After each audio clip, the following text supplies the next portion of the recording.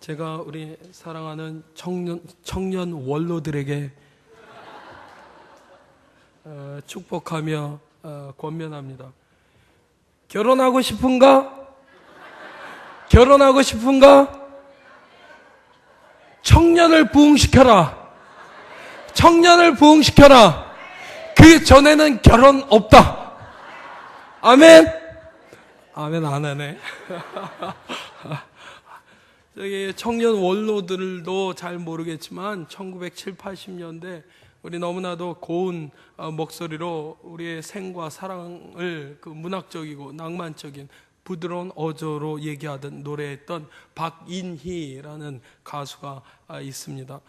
모닥불 피워놓고 마주 앉아서 우리들의 이야기는 방랑자여 방랑자여, 그리고 뭐 기타를 울려라. 그리고 제가 제일 좋아하는 노래 있습니다. 매년 봄이 오는 길목에 서면 생각나는 봄이 오는 길입니다.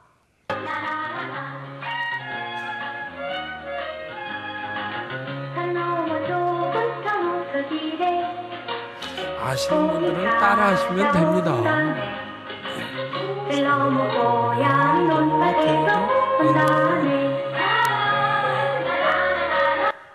자, 여기까지입니다.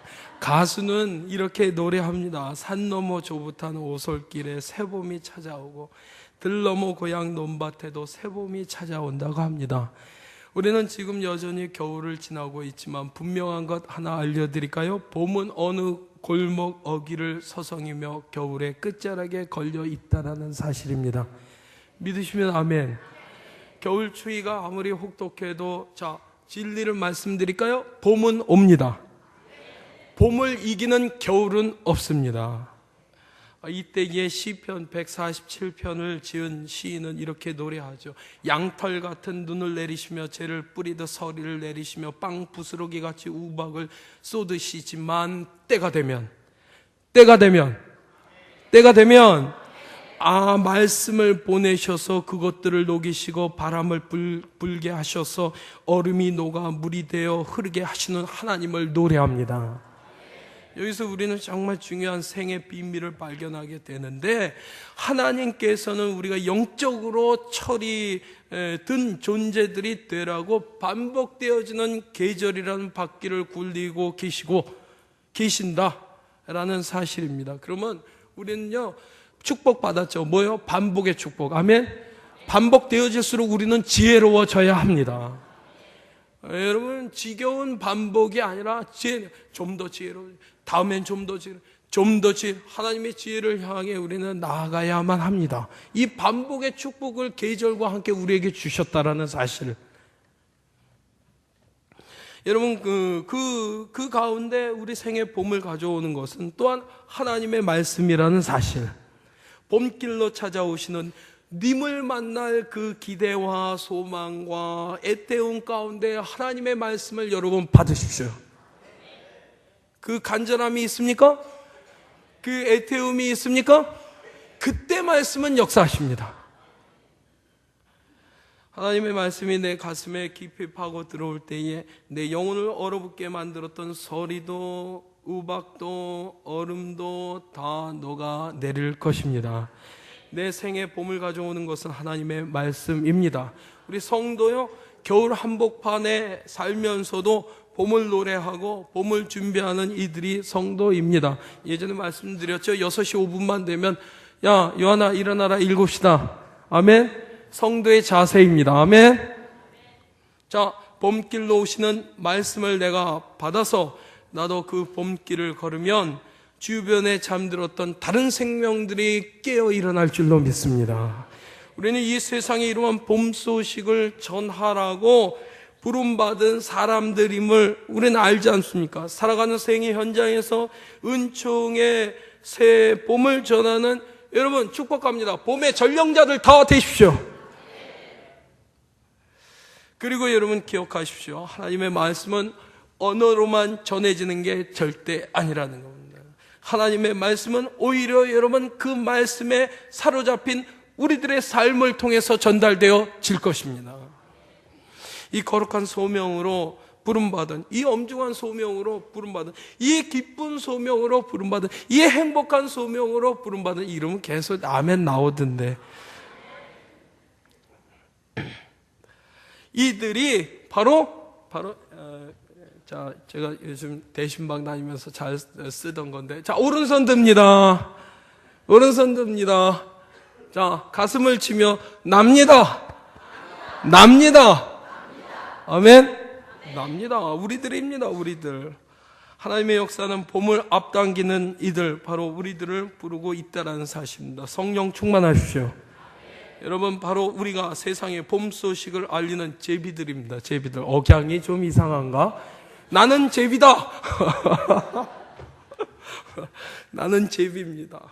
그 전령자 제비. 하나님께서 우리 속에 오시면 우리도 꽃을 틔울 줄로 믿습니다. 이것이 우리가 품을 수 있는 가능성, 희망의 근원임을 잊지 마십시오. 우리의 희망은 어디에 있는가? 그 근원에 있습니다. 우리의 소망은 어디에 두는가? 그 근원에 두는 겁니다. 시편 전체의 서론이라고 할 수 있는 오늘 본문입니다. 1편, 복 있는 사람과 악인을 대조하고 있습니다. 시인은 복 있는 사람의 생을 드러내기 위해서, 복 있는 사람의 생을 드러내기 위해서 악인의 모습을, 이걸 뭐라 그러냐면 반면 교사 삼는다고 그러지 않습니까?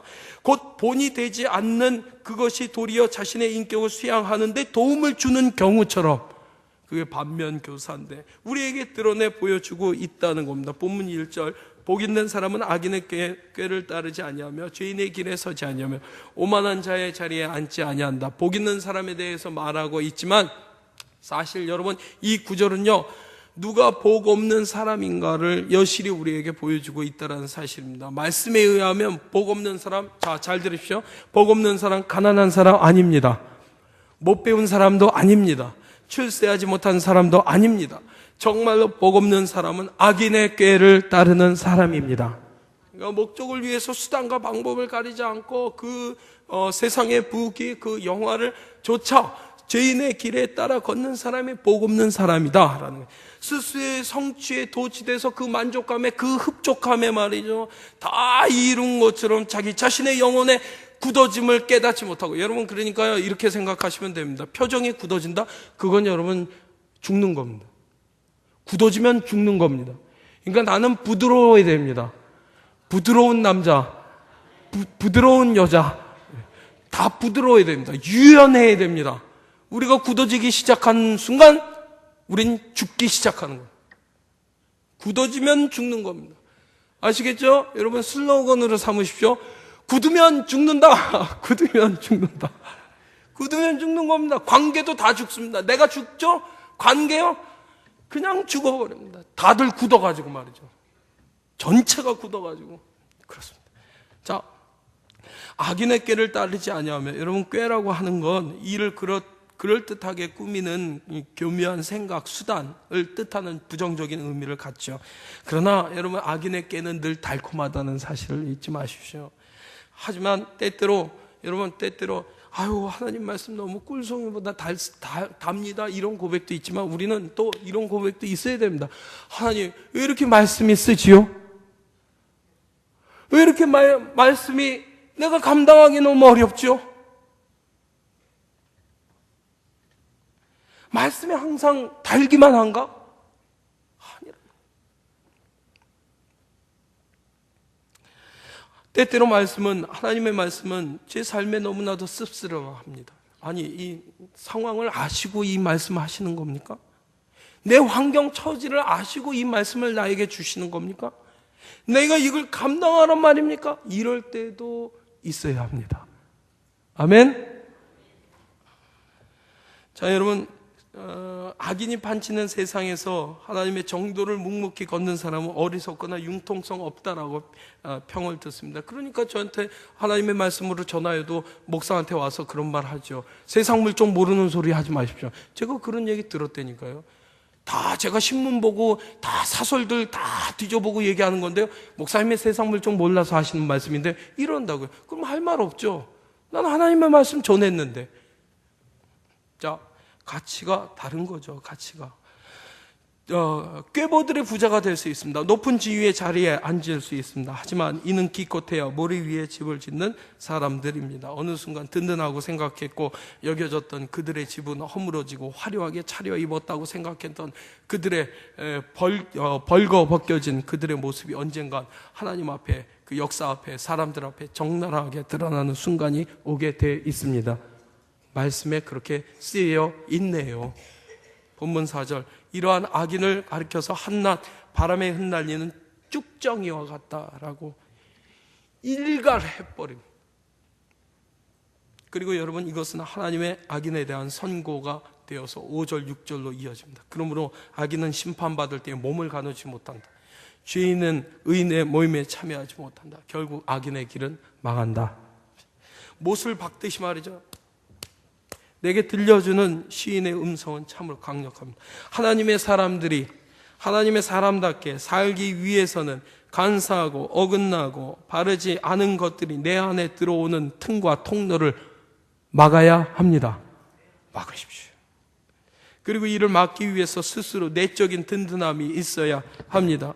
세상에 어떤 것에 의해서도 흔들리지 아니하는 그 든든함이 내 속에 있을 때 나는 달콤하지만 거짓인 악인의 꾀, 그 꾀에 넘어가지 않을 수 있습니다. 이는 내 삶의 원칙이 분명해야 한다라는 말인데, 이 삶의 원칙을 꾸준히 지켜나갈 때 자신도 모르게 그 내면에 어떤 힘이 고이게 된다라는 사실입니다. 그렇기 때문에 내 삶의 원칙을 세우는 것이야말로 아름답고 당당한 삶을 살아가는 비결일 것입니다. 그래서 대나무는 그 얘기 말씀드렸는데, 대나무는 그 마디가 있음을 귀중히 여긴다라는 구절이 있습니다. 죽기유절이라는 구절이 있는데 너무나 당연한 것처럼 여러분 여겨지시지만 이는 내 삶에도 그대로 적용되어져야 한다는 겁니다. 대나무가 무서운 바람에 꺾이지도 않고 그 높이 자랄 수 있는 이유는 마디가 있기 때문에 그렇다라는 겁니다. 마디가 있기. 사람이 살아가는 사람살이에도 생의 원칙, 생의 절개, 마디가 있어야 합니다. 여러분, 신앙의 믿음의 마디가 있으시잖아요. 아멘? 우리가 연수만 자랑할 게 아니죠. 그 마디들이 굵어가지고 신앙의 높은 경지에 이르기까지 여러분 믿음의 삶에 고백들 아닙니까? 절개, 그 마디가 있습니다. 그리고 여러분, 하나님의 말씀인 성경은 그 마디가 무엇이어야 하는지를 일깨우고 가르쳐 줍니다. 하나님의 말씀이. 아멘. 성경이란 단어에 쓰인 경자, 소위 우리가 위도, 경도 언급할 때 경도를 얘기하는 겁니다. 그러니까 배나 천을 짤 때에 바탕받침에 미리 둘러 친 실, 미리 걸어 두어야 하는 수직의 줄인 날줄이 경이다. 보면 이거 보세요.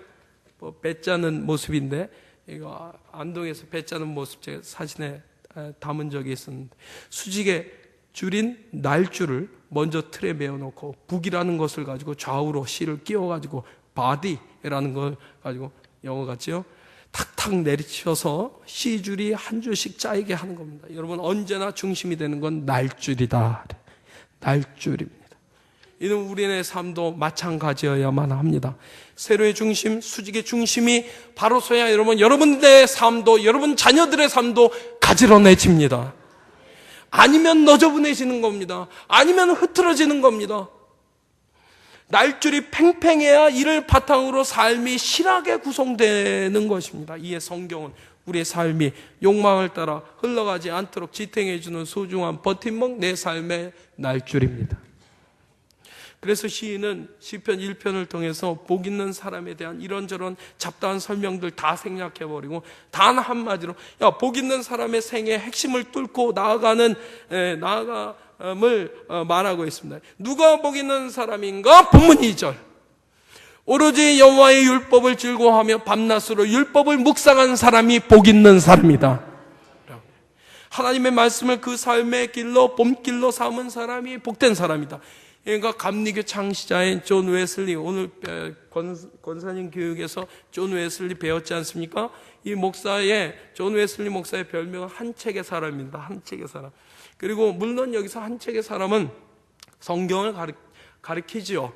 그러나 여러분, 그렇다고 해서 웨슬리 목사가 다른 책을 하나도 안 읽고 성경만 읽었느냐? 아니라 18세기 존 웨슬리 목사처럼 치열하게 독서한 사람이 없습니다.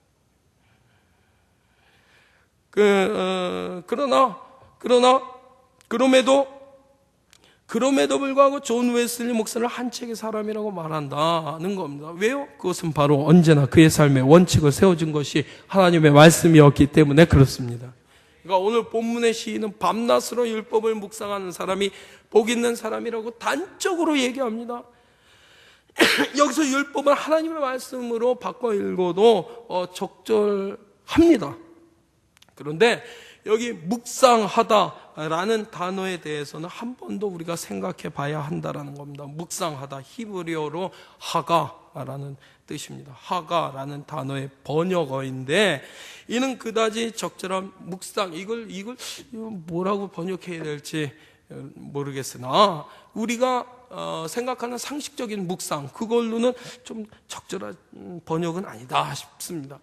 내가 뭔가 묵상한다라고 하면 내가 의자나 바닥에 앉아서 눈을 감고 이런 의미도 있죠. 고요한 생각에 잠기는 광경을 떠오릅니다. 하지만 이 하가라는 단어는 마치 사자가 자기 먹이를 움켜 물고 기쁨에 겨워 으르렁거리는 소리처럼 말씀의 향기를 맡고 씻고 뜯고 맛보고 즐기고 이거 어디서 많이 들은 것 같은데? 자, 다시. 말씀의 향기를 맡고 씻고 뜯고 맛보고 즐기고. 이거 어디 광고에서 나온 건가? 그러니까 맛을 음미하는 전체 과정 전체를 묵상한다. 그러니까 여러분 혹시 깨끗이 핥아먹은 개밥그릇을 본 적이 있는가? 1980년대 암울한 시기죠. 새 세상을 염원하였던 사람들을 향해서 쓴 서울의 예수라는 시를 쓴 정호승 시인이 있습니다. 이 사람이 밥을 다 먹은 개가 빈 밥그릇 밑바닥을 막 핥고 있는 그 핥는 광경을 보다가 문득 이런 생각을 합니다. 나는 언제 저토록 열심히 내 밥그릇을 핥은 적이 있었는가? 시인들은 하여튼 기가 막힙니다. 그 시상에 놀랄 뿐인데, 물론 밥 먹는 일뿐만이 아니라 어떤 일을 하든지 대충 해치우고 얼른 다른 일에 옮겨 다니지는 않았는가? 바쁘다 스스로 돌아보았다라는 겁니다. 그러다가 그는 깨달음을 얻은 듯이 말합니다. 그릇에도 맛이 있구나. 그러는 겁니다. 햇살과 바람이 깊게 스민 그릇의 밑바닥이 가장 맛있다. 이런 표현을 쓰는데 너무 진짜 시적인 표현이죠. 그것도 배불러야 하는 얘기지만 밑바닥이 가장 맛있다, 진미이다, 이렇게 밥그릇이라고 하는 그 시를 통해 그는 말합니다. 자, 불경스럽게 들릴지는 모르겠으나 저는 하나님의 말씀을 묵상하는 것이 바로 이것이라고 믿습니다. 그 밑바닥까지 핥고 말이죠, 또 핥는 겁니다. 그래가지고 하나님의 말씀은 문자로 기록된 책만이 아니기 때문에, 하나님의 말씀은 귀로만 듣는 것이 아니기 때문에 하나님의 말씀은 나의 온 존재로 받아들여야 한다라는 것입니다. 그러므로 내가 그 말씀을 먹는 것이 내 살과 피가 되듯이 말씀은 나의 인격과 삶으로 화육되어야 한다는 삶이 된 말씀이어야 한다는 것입니다. 그게 봄길로 내 삶에 찾아오시는 그 말씀, 그 님을 만나십시오. 그러니까 말씀을 저는 이 말씀이 육신이 되었다, 말씀을 새길 때마다 이 가슴이 설레이는 부분인데, 나의 믿음이 무엇인지를 이보다 더 명확히 설명해 주는 말은 없기 때문에 그렇습니다. 내 삶이란 하나님의 말씀에 내 삶, 육신을 부여하는 과정이다. 그렇기 때문에 우리에게 주어진 가장 중요한 하나님의 말씀은 누구? 청년들, 누구? 예수 그리스도. 아멘? 그게 불분명한 거예요? 누구? 예수 그리스도. 예수님께서 몸을 입고 이 땅에 오신 하나님이시다, 말씀이신. 요한은 그러잖아요. 태초에 말씀이 계시니라. 여러분, 우리는 성경을 읽으면서 감동되는 구절 밑에다가 빨간 줄 긋고 자로 긋고 파란 줄 긋고 형광펜 긋고 그럽니다. 하지만 이 말씀을 내 삶에 적용하는 일은 여간 어려운 일이 아닙니다. 때론 여러분, 삶으로 번역되지 못한 말씀은 종종 내 안에 축적되어 가지고 교만과 편견에 도구로 바뀌어 나오기도 한다는 겁니다. 그렇기 때문에 여러분, 성경에 긋는 밑줄은 책이 아니라 내 가슴에 그어야 될 줄로 믿습니다. 어떤 이는 이렇게도 말하죠. 내가 하나님의 말씀을 읽는 게 아니다. 하나님의 말씀이 내 삶을 읽어야 한다 라고 표현을 합니다. 하나님, 이것이 올바른 성경 읽기다. 하나님의 말씀 어디 한마디라도 철저하게. 근데요, 여러분 말씀을 전하지만 말씀이 30분이다 그러면 30분 말씀에 다 은혜 받습니까? 그 한 말씀이 꽂히는 겁니다. 아멘? 그 한 말씀이 내 삶을, 내 영을 다 뒤집어 놓는 겁니다. 그 한 말씀에 여러분 꽂히십시오.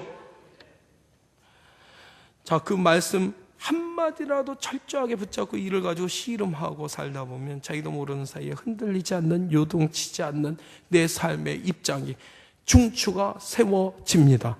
그래서 시인은 이를 이렇게 표현하고 있습니다. 본문 3절인데, 그는 시냇가에 심은 나무가 철 따라 열매를 맺으며 그 잎이 시들지 아니함 같으니 하는 일마다 잘 될 것이다. 아멘. 나의 갈 길 다 가도록. 그거 384장 우리 지금 대신방 기간 중에 하는데, 그 뒤에 후렴구가 뭡니까? 만사형통하리라. 그러면 다들 아멘 하시더라고요. 무슨 일을 만나든지 그러면 거기서부터 막 감격하셔가지고 자, 이제 만사형통이 나오는구나. 만사형통하리라. 한 번 더. 무슨 일을 만사형통하리라. 자, 근데 저는 이 구절 읽으면서 마음에 걸리는 게 있습니다. 하는 일마다 잘 될 것이다 라는 대목에 제가 걸립니다. 왜냐? 이는 내 현실의 삶과 다르니까. 내 현실의 경험에 들어맞지 않는 것 같기 때문에 불편하다. 공평함이 없는 세상이기 때문에 꾀를 부리는 꾀보들이, 악인들이 더 잘 살고 말이지, 잘 되고 잘 사는 것처럼 보이기 때문에 그렇습니다. 그렇다면 이 말씀은 그냥 시인의 바람만을 말하는 것뿐인가? 여기에 딜레마가 있지만, 하지만 저는 말씀에 의지하여서 분명히 선포합니다. 하나님의 말씀을 따라 사는 사람들은 하는 일마다 잘 됩니다. 그러니까 세상 사람들도 누구나 잘 살기 원하고 잘 되기 원합니다. 문제는 여기 부사입니다. 부사, 잘, 이 웰이 뭐냐고요, 도대체? 잘이라는 게 뭡니까? 이 잘이 문제입니다. 어떤 것이 잘 되는 것인가? 어떤 것이 잘 사는 것인가? 좋은 음식 먹고 좋은 주거 환경에 여가 즐기고 사는 것이 걱정 없이, 돈 걱정 없이 사는 것이 웰빙인가? 그렇다면 저는 할 말 없습니다. 여러분, 분명한 것은 본문에서 잘 된다는 말을 내 욕망이 이루어진다는 뜻으로 생각하는 한 이 말씀은 내 삶의 진정이 아닐 수 있습니다. 하나님 말씀대로 살다 보면 어려운 일도 겪을 것입니다. 예수님도 말씀하셨습니다. 너희도 영광 받겠지만 고난도 받을 것이다. 그렇기 때문에 예언자들도 사도들도 생애 큰 어려움을 겪었습니다. 그래서 그렇다면 그들은 불행한 사람들이었는가? 인간적으로 보면 평범한 생을 살지 않기에 안쓰럽기도 합니다. 하지만 하나님의 말씀을 따라 살다 하나님의 형상대로 지음받은 나의 나됨을 지키는 과정 가운데 당한 고난의 삶, 영혼의 관점에서 보면 그들이 위너입니다. 그들이 삶의 승리자들입니다. 여러분, 이게 흔들리면 안 됩니다. 내 삶이 우연히 발생한 것이 아니라 하나님으로부터 시작된 것임을 우리가 믿는다면, 나는 나를 보내신 분의 뜻, 바로 그 사명을 온전히 내 삶 가운데 그 기뻐하시고 온전하신 뜻, 그 뜻이 내 삶 가운데 이루어지길 위해서 행하며 살아야 할 것입니다. 그러기에 무슨 일을 만나든지 내 생의 걸음걸이를 하나님의 말씀에 굳게 세우려는 그 마음의 속에서 솟아오는 순간, 무슨 일을 만나든지 만사형통하리라. 아멘. 나는 이미 하늘에 속한 사람이기 때문에 그렇습니다. 다 이루었습니다. 세상 얘기하는 성공자가 납니다. 그렇게 그냥 입이 닳도록 성공. 그러면 그 의미에서 나는 성공자입니다. 왜? 나는 하늘의 사람이니까. 할렐루야. 그 하나님의 말씀에, 하나님께서 하나님의 말씀에 굳게 세우려는 그 마음, 하나님께서는 당신의 종들을 지키시고 보호하시고 생기를 불어 넣으십니다. 때때로 내 마음이 스산한 까닭은 내 생애 창고에 더 많은 것들을 거두어 드리지 못해서인가 싶습니다. 이루어야 할 내 삶을 내신 분이 분명히 하나님이신데, 하나님께서 내 삶 가운데 계획과 그 목적하심이 있는데, 그 삶의 시간들을 그 뜻을 향해서 나아가질 못하고 말이죠. 그냥 전정 긍긍 해가지고 말이죠. 그렇게 해서 이루어야 할 존재의 목표로부터 멀어졌기 때문에 그렇습니다. 여러분, 말씀에 범길로 오시는 그 말씀을 우리 가운데 모셔드림으로 말미암아 더 맑아지십시오. 아멘. 더 순수해지십시다. 더 따뜻한 사람이 되는 겁니다. 그 일들에 실패했기 때문에 우리의 삶이 어지럽습니다. 우리의 삶이 어렵습니다. 그 관계가 미칠 듯이 싫은 겁니다. 성경에 읽는다는 건 내 삶에 어떻게 성화시킬 것인가를 묻는 것을 의미합니다. 누가 잘 되는 사람인가? 그는 일상의 모든 순간을 성화하려는 열정으로 사는 사람이 잘 되는 사람, 잘 사는 사람입니다. 계속해서 가끔 학교들의 졸업식들 행해지고 있지 않습니까? 여러분, 하지만 취직 걱정 때문에 지쳐 보이는 대학생들, 여러분 위해서 기도해 주시기 바랍니다. 여러분이 생각하는 것보다 더욱더 심각합니다. 그리고 이제 청년 학생 여러분들 새로운 학기 맞이하게 되는데, 저마다의 꿈을 가지고, 저마다의 꿈이라는 게 니네들 그냥 꾸는 꿈 그거 말고, 미안해 반말해서 다음에 안 그렇게 하나님께서 너희들의 삶을 통해 이루고자 하시는 그 뜻, 그 비전, 그 꿈을 소유하십시오. 자, 새로운 시작을 축하하면서 당신들의 앞날을 격려합니다. 말씀에 입각하여 너는 시냇가에 심은 나무라 철 따라 열매를 맺으며 그 잎이 시들지 아니한 같으니 하는 일마다 잘 될 것이다. 단 내 생의 봄길로 오시는 하나님의 말씀을 날줄로 삼아 나의 시간과 나의 삶의 조건들을 시줄로 삼아서 하나님의 사람다운 하나님의 사람, 하람, 누군 이제 그 친구 이름이 하람이었는데 김하람인가 그랬나, 하람, 하나님의 사람 말이죠. 하나님의 사람다운 사람의 천을 짜고 그 길을 걸을 때 여러분 가능합니다. 기도하겠습니다. 자비하신 하나님, 살아온 우리의 모습을 돌아보니까 너무나도 기준 없이 삐뚤빼뚤 갈짓자 행보가 부끄럽기 이를 데 없습니다. 나름대로 삶의 원칙이 있다고 했지만 악한 교회의 꼬임에 넘어가서 원칙을 내팽개쳐 버릴 때가 너무너무 많았음을 고백합니다. 주님, 바라옵기는 세상에서 흔들리는 것들 위에 나의 생을 세우지 말게 하여 주시어서 흔들리지 아니하시는 하나님의 말씀 위에 굳게 서서 우리의 인생의 천들을 짜나가게 주님 도와주시옵소서. 모든 말씀 예수님의 이름으로 기도하여 싸움나이다. 아멘.